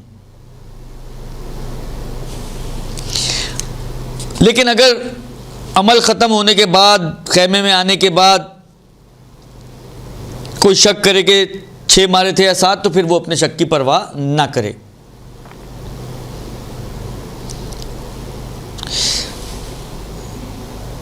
جو لوگ پتھر، بعض لوگ ہیں اتنے بوڑھے ہیں کہ وہ پتھر پھینک ہی نہیں سکتے، جاتا ہی نہیں ہے، ہاتھوں میں ایسا درد ہے، ہڈیوں میں درد ہے، جائے گا ہی نہیں، ممکن ہی نہیں ہے ان کے لیے پھینکنا، تو ایسے افراد جن کے لیے ممکن نہیں ہو ان کو نائب بنانا پڑے گا اپنا، اور نائب مومن ہونا چاہیے، پھر یہ سارے کام وہ نائب جا کے ان کی طرف سے کرے گا۔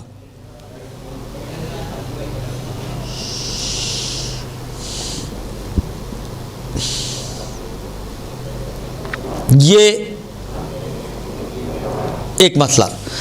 اچھا، میں جو ایک چھوٹا سا تجربہ ہے میرا اس کا، حج کا، دیکھیں کوشش کیے بغیر ہی آپ کہیں جی میں تو نہیں کر سکتا، دیکھیں وہاں پر انسان خدا کی بارگاہ میں ہے، ویسے تو ہر جگہ خدا کی بارگاہ میں ہے، لیکن حج کرنے گئے نا، تو حج نام ہی کوششیں کرنے کا ہے، بھاگ دوڑ کرنے کا ہے، تو آپ کریں اپنی کوشش، نہ ہو سکے تو نیابت کی طرف جائیں۔ رش زیادہ تھا، دھکے لگ رہے تھے، یہ کوئی بھی چیز عذر نہیں بنتی،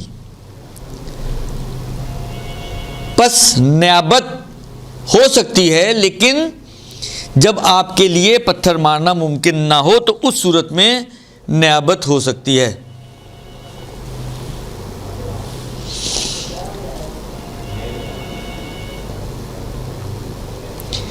اچھا، اب ایک مسئلہ آتا ہے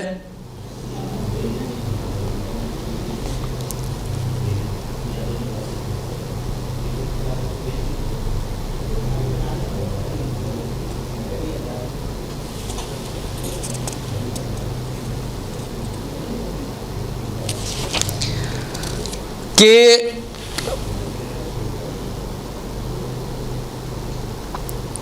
وہ یہ آتا ہے کہ مستحب یہ ہے کہ جو ناتوان انسان ہے نیابت اس کے موجودگی میں کی جائے۔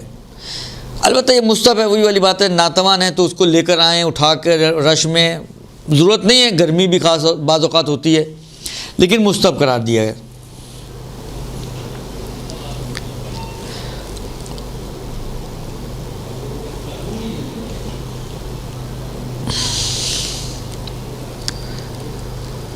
یہ رمی کے کچھ احکام تھے۔ اچھا، اس کے بھی کچھ مستحبات ہیں، یہ سارے مستحبات آپ کو انشاءاللہ العزیز کیا کہتے ہیں اس میں مل جائیں گے مناسک میں، تو ہم اس کو بھی بیان نہیں کر رہے ہیں۔ یہ پہلا واجب تھا 10 ذی الحجہ کا۔ دوسرا واجب ہے قربانی۔ اس کا میں صرف ایک ہی مطلب آپ کو بتاؤں، وہ یہ کہ قربانی واحد وہ عمل ہے حج کا کہ جس میں بغیر کسی مجبوری کے بھی آپ کسی اور کو نائب بنا سکتے ہیں۔ خود جانا قربان گاہ اور خود جا کے قربان کرنا یہ ضروری نہیں ہے۔ بہت سے گروپس میں یہی چل رہا ہوتا ہے کہ نیابت لے لی جاتی ہے، اور گروپ کے کچھ ساتھی یا وہاں جو رہنے والے کچھ مقیم حضرات ہیں وہ آپ کی نیابت میں قربانی کرتے ہیں، تو قربانی کے حوالے سے احکام کا زیادہ سیکھنا ان کی ذمہ داری بن جاتا ہے۔ پھر البتہ یہ ذہن میں رکھیں کہ کنکر 10 ذی الحجہ میں بڑے شیطان کو کنکر مارنے کے بعد اب آپ کو قربانی کرنی ہے۔ قربانی کے جانوروں میں بھیڑ بکری، گائے، بیل، اونٹ، تینوں میں سے کوئی بھی ہو سکتا ہے۔ شرائط کے اعتبار سے میں نے کہا نا اول تو ضرورت نہیں ہے، لیکن ایک موٹی سی بات عرض کر دوں کہ یہ کامل ہونا چاہیے قربانی کا جانور، ٹانگ ٹوٹی ہوئی ہو یا آنکھ پھٹی ہوئی ہو، یہ اس ٹائپ کا معیوب اور عیب دار نہ ہو۔ البتہ ایک چیز جو آپ لوگوں کو بتاؤں جو ضروری ہے وہ یہ ہے کہ دیکھیں، جب آپ کسی کو نائب بنا رہے ہیں نا، جو بھی قربانی کرنے والا ہے آپ اس کو اپنا نائب بنائیں. ہاں ہم لوگ راضی ہیں، یا گروپ لیڈر یہ کہے کہ ہاں سب راضی ہیں تو چلو ٹھیک ہے خود ہی میں بنا دیتا ہوں. یہ نہیں کریں کام. ہر انڈیویجول خود نائب بنائے اس شخص کو کہ جس نے ذبح کرنا ہے، تاکہ آپ کی قربانی صحیح ہو سکے. نائب بنائے بغیر اگر آپ نے قربانی کی تو وہ آپ کی قربانی کاؤنٹ نہیں ہوگی.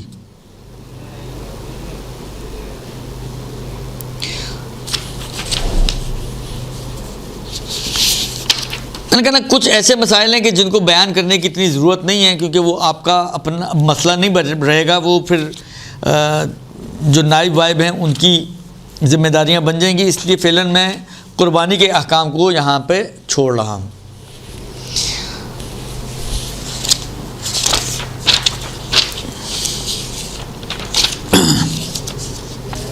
ہاں ایک اہم مسئلہ اور ہے جو قربانی سے ریلیٹڈ ہے، وہ میں بیان کر دیتا ہوں، اس پر آپ لوگ توجہ کیجیے گا. اور وہ یہ ہے کہ قربانی کا جو جانور ہے اس کے جو مشہور ہے وہ یہ کہ 3 حصے ہوتے ہیں. ایک حصہ کسی مومن کو ہدیہ کریں آپ، دوسرا حصہ کسی مومن کو صدقہ کریں آپ، اور تیسرا حصہ آپ کا اپنا ہے.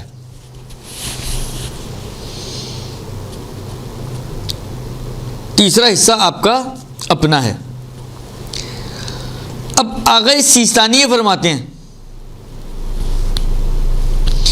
کہ مومن کو ہدیہ کرنا اور ہبہ کرنا اس میں احتیاط مستحب یہ ہے کہ یہ 2 حصے بنائے جائیں.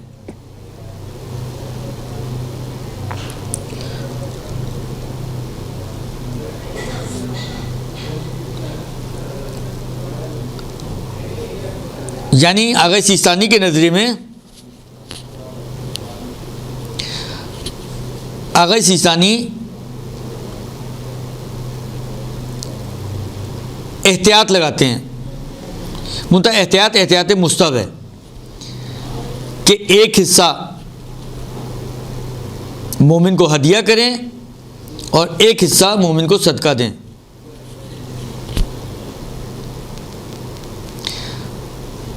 لیکن تیسرے حصے میں معذرت 1 منٹ،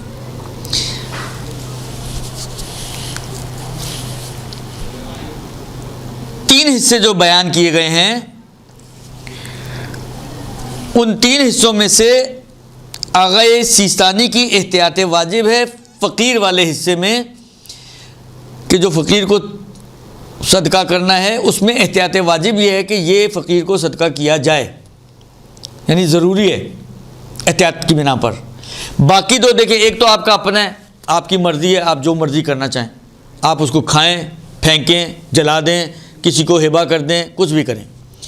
ایک حصہ جو دوسرے مومنین کو ہبہ کرنے کا ہے وہ بھی احتیاط مستحب ہے کہ ان کو ہبہ کریں، تو ایٹ دا اینڈ اس کی بھی اتنی مشکل نہیں آتی ہے. اصل مسئلہ آتا ہے اس تیسرے حصے میں کہ جو فقراء کا حصہ ہے، جس میں آغا سیستانی یہ کہتے ہیں کہ فقراء کے حصے کو احتیاط واجب ہے کہ فقیر تک پہنچائیں. اب مسئلہ یہ ہوتا ہے کہ وہاں پر کیسے پہنچائیں فقیر تک. اچھا یہ حصہ وہ حصہ ہے کہ جس میں آگے کہیں، کیونکہ آغا زنجانی اس کو واجب سمجھتے ہیں، تو یہاں پر رجوع کی گنجائش نہیں بنتی ہے. اب جب رجوع کی گنجائش نہیں ہے تو اب کرنا تو ضروری ہے. اب کریں تو کیا کریں اس کا حل؟ تو اس کا حل جو ریکمینڈڈ جو فقہ نے بھی بیان کیا ہے اور بعض دوسرے علماء بھی بیان کرتے ہیں وہ یہ ہے کہ آپ کراچی سے ہی کسی شرعی فقیر سے وکالت لے لیں. اب یہاں پہ جو سسٹم چل رہا ہوتا ہے اس کے حساب سے 2 وکالتیں لیں، اور وہ یہ وکالت لیں، ایک وکالت یہ لیں کہ میں تمہارے بہاف پر کسی اور کو وکیل بنا دوں، ایک یہ وکالت لیں. اور دوسری وکالت یہ ہوگی کہ یہ اس وکیل کو جس کو میں وکیل بناؤں گا اس کی وکالت میں وہ کیا کرے گا کہ وہ اس کے لیے اس تیسرے حصے کو جو عام طور پہ کاٹنے والا ہی ہوتا ہے، یعنی میں اس کی طرف سے آتھورائز ہوں ایکس کی طرف سے کہ میں ایکس کا وکیل بناؤں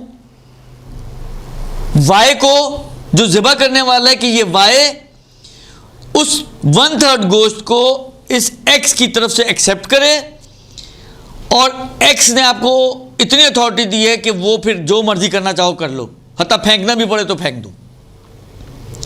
یہ آپ کو کام کراچی میں کرنا پڑے گا۔ کراچی میں آپ کے اطراف میں آپ کا کوئی عزیز رشتہ دار ہے جو بہت ہی نیڈی ہے لیکن دیندار شریف فقیر ہے، آپ کا کوئی محلے میں کوئی پڑوسی ہے، بہت سے مسجدوں میں ایسے افراد مل جاتے ہیں آپ کو، لیکن اس انداز سے اس سے بات کیجیے گا کہ اس کی عزت نفس بھی مجروح نہ ہو۔ اور اس کا ایک آسان طریقہ میں بتاتا ہوں، وہ یہ کہ آپ اس کو یوں بولیں کہ حج میں جو قربانی ہوتی ہے میرا دل یہ ہے کہ میں ایک حصہ آپ کے لیے رکھوں اس میں سے۔ اب یہ بتانے کی ضرورت نہیں وہ فقراء والا ہے جو صدقہ دینا ہے مجھے، نہیں، یہ سب کچھ بتانے کی ضرورت نہیں، اپنے ذہن میں رکھتے ہوئے کہ وہ والا حصہ جو آپ نے فقیر کو دینا ہے، آپ اس کو کہیں کہ میں وہ ایک حصہ آپ کو دینا چاہتا ہوں، لیکن آپ تو وہاں ہوں گے نہیں، تو مثلا ایک حصے کی جو قیمت بنتی ہے، فرض کریں 200 ریال بنتی ہے، 1/3 کی قیمت، مثلا 150 ریال 200 ریال، 200 ریال کا وہی والی بات ہے، 13 لاکھ کا آپ حج کر رہے ہیں، 200 ریال کتنے بنتے ہیں؟ اتنی کمپنسیشن کے طور پہ 5,000 روپے مثلا 7,000 روپے جو بھی بنتا ہے وہ اس کو دیں، آپ مثلا 10,000 روپے اس کو دیں کہ یہ آپ میری طرف سے رکھ لیں، یہاں پہ گوشت خرید لیں، میں جو آپ کو گوشت دینا تھا آپ مجھے اس بات کی وکالت دے دیں کہ میں کسی کو وکیل بنا دوں کہ وہ ایکسیپٹ کر کے جو کرنا چاہے کر دے۔ اس طرح سے آپ کا کام بھی ہو جائے گا، اور ایک غریب مومن ہے وہ بھی گوشت کھا لے گا، یا اس کو تھوڑے پیسے مل جائیں گے تو وہ اپنے گوشت نہ بھی کھائے، اپنے 2 کام کر لے گا، اس میں اپنے بچوں کی فیس دے دے گا، کوئی بجلی کا بل بھر لے گا، کوئی دوائی لے لے گا، کچھ بھی کر لے گا۔ کوشش کریں کہ اس کو کمپنسیشن دے دیں۔ دیکھیں یہ کمپنسیشن دینا واجب نہیں یہاں، لیکن حل جزاء الاحسان الا الاحسان کے باب سے عرض کر رہا ہوں کہ آپ اس کو تھوڑی سی کمپنسیشن دے دیں کہ وہ یہ کام آپ کے لیے کر دے، اور آپ اس کو اس کا عوض دے دیں، اور وہ آپ کو وکالت دے دے گا، آپ وہی وکالت اس قصاب کو جو وہاں پہ کاٹنے والا ہوگا اس کو ٹرانسفر کر دیں۔ یہ کیجئے گا ضرور ہاں، تاکہ پھر وہ اس کو ایکسیپٹ کر کے جو کرنا چاہے کر لے۔ یہ ایک بہت اہم مسئلہ ہے جس کا خیال رکھنا ضروری ہے کہ یہیں سے اس کا خیال رکھا جائے۔ اس کے بعد قربانی ہونے کے بعد اب آخری چیز آتی ہے سر منڈوانے کی، اور سر منڈوانے کے لیے عرض کروں آپ کو کہ اسی 10 ذی الحج کو قربانی کے بعد اب آپ کو سر منڈوانا ہے۔ جن کا پہلا حج ہے آغا سیستانی کے احتیاط واجب ہے کہ احتیاط واجب کی بنا پر وہ سر ہی منڈوائیں، اور جن کا ایک سے زیادہ حج ہو چکا ہے ان کے لیے سر منڈوانا واجب نہیں ہے، البتہ ریکمینڈڈ ہے کہ وہ بھی سر منڈوائیں، لیکن وہ تقصیر بھی کر سکتے ہیں، یعنی تھوڑے سے بال پکڑ کے کاٹ لیں تو وہ بھی کافی ہو سکتا ہے۔ اب جیسے ہی یہ تیسرا عمل انجام دیں گے، نیت کر کے سر منڈوانا ہے کیونکہ ارکان حج کا حصہ ہے تو عبادت ہے، مثلا نیت کریں گے کہ میں اپنے حج اسلام کے حج تمتع کا حلق یا تقصیر کرتا ہوں قربتاً الی اللہ۔ اچھا، مرد تو حلق بھی کر سکتے ہیں، تقصیر بھی کر سکتے ہیں، لیکن عورتیں صرف تقصیر کریں گی، جو پہلے بھی مسئلہ گزر چکا ہے۔ عورتیں تقصیر کریں گی، اور اب تک کے جتنے بھی مسئلے گزرے ہیں اس میں مرد اور عورت میں کوئی خاص فرق نہیں ہے۔ عورتیں بھی وکیل بنائیں گی، عورتیں بھی یہاں سے وکالت لے کر جائیں گی تبھی وکیل بنائیں گی۔ شوہر نے وکالت لی ہے، یا تو شوہر دونوں کے لیے وکالت لے یہ چل جائے گا، لیکن شوہر نے اپنے لیے وکالت لی، اس کے لیے وکالت نہیں دی، اپنے پاس سے اس کو کہ ہاں تم بھی بنا دو، یہ نہیں چلے گا۔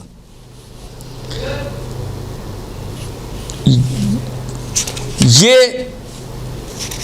اب حلق میں ایک مسئلہ یہ آتا ہے کہ اگر کسی کو پتہ ہو کہ میں بلیڈ سے اس طرح پھرواؤں گا تو خون نکلے گا. تو اس میں کیا کریں؟ آغا سیستانی کہتے ہیں کہ اس کا حل یہ ہے کہ آپ زیرو کی مشین پڑھوا لیں، وہ بھی حلق کے لیے کافی ہے، مسئلہ ہی حل ہو گیا. آغا سیستانی کے نزدیک زیرو کی مشین اگر آپ پھروا لیں تو یہ بھی حلق سے کافی ہے اور یہ حلق کاؤنٹ ہو جائے گا، اور نارملی مشین میں پھر یہ مشکل نہیں آتی ہے.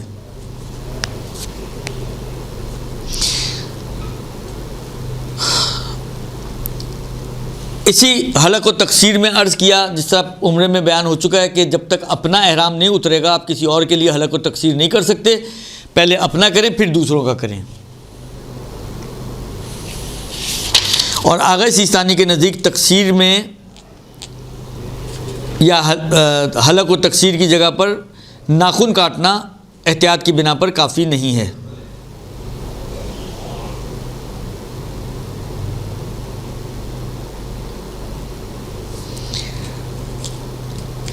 اور یہ ہوگا کہاں حلق یا تقصیر؟ کہتے ہیں حلق یا تقصیر منی کے میدان میں ہونا چاہیے، اور اختیاری حالت میں غیر منی میں یہ کافی نہیں ہوگا.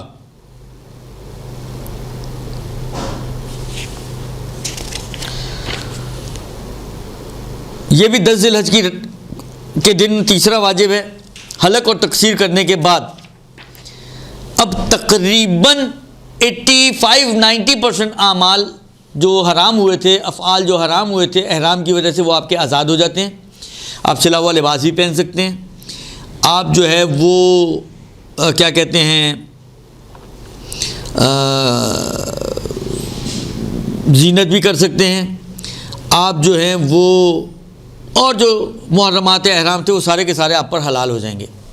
صرف 3 چیزیں ابھی حرام باقی رہیں گی: ایک عورت، اس سے تعلقات وغیرہ، ایک خوشبو کا استعمال، اور ایک شکار. اچھا، خوشبو کا استعمال اور عورت پھر بھی آگے جا کے اگلے مرحلے میں حلال ہو جائیں گے، لیکن شکار پھر بھی حرام رہے گا، اس لیے کہ حدود حرم میں ویسے ہی شکار کرنا حرام ہے، چاہے آپ حالت احرام میں نہ بھی ہوں. تو اس لیے شکار کو، اور اب ہے بھی نہیں، مبتلا بے مطلب بھی نہیں ہے، لیکن یہ اپنی جگہ پر حرام رہے گا. باقی جو 2 چیزیں ہیں وہ 2 مرحلوں میں حلال ہوتی ہیں، کہ اس کا بیان بعد میں آپ کی خدمت میں عرض کیا جائے گا. اچھا، یہ تو کچھ مسائل تھے جو تیسرے دن کے واجب تھے. اب جب آپ کا حلق و تقصیر ہو گیا تو اب منی میں اب آپ کا کوئی کام نہیں ہے. آپ منی میں رہنا چاہیں تو رہیں، نہ رہنا چاہیں، میں نے کہا نا عزیزیہ پیچھے ہی ہے منی کے، آپ ہوٹل جا کے آرام کرنا چاہیں آپ ہوٹل جا کے آرام کریں. اب مسئلہ شروع ہوگا جب رات آئے گی، تو وہ انشاءاللہ احکام آپ کی خدمت میں بعد میں عرض کروں گا. صلی اللہ علیہ وآلہ وسلم.